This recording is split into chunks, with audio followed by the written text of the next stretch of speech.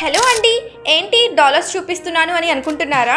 Dollars పట్టుకున్నానంటే ఎక్కడున్నానని అర్థం. మన నెల్లూరు ఫారెక్స్లో ఉన్నాను అని అర్థం. మన నెల్లూరులో చదువుల కోసం, ఉద్యోగాలు, వ్యాపారాల కోసం ఎంతో మంది విదేశాలకు వెళ్తున్నారు.